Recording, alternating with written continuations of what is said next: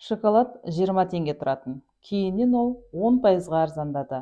100 теңгеге ең көп дегенде қанша шоколад сатып алуға болатынын анықтаңдар.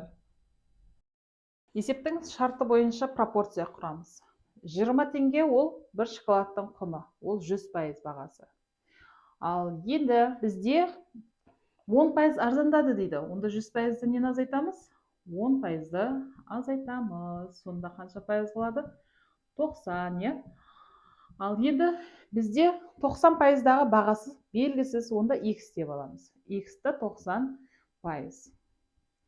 Ал енді біз x-ті табу үшін 20-ны көбейтеміз 90%-ға, бөлеміз 100%-ға. Пайызбен пайыз қысқарады. 100 бен 20-ға қысқарып 100-ге 5-тен 20-ға 1-ден береміз. 5 бен 90 қысқарады. 5-ке 1-ден 90-ға 18-ден. Сонда 10% арзандаған шоколад құны 18 теңге екен. Бізде сұрақ былай болды.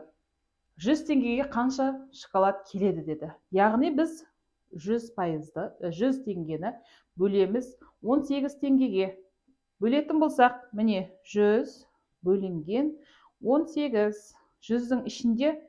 100-дің ішінде 5 рет бар. 5 жердегі 8-ің 40, 0 түсіп 4-ті ойда.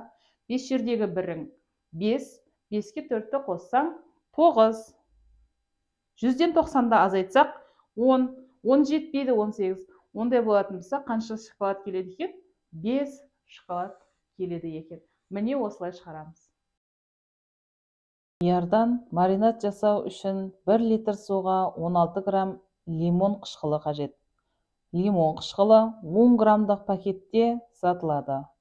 9 литр маринад жасау үшін ең аз дегенде осындай орамадан қанша алу керек?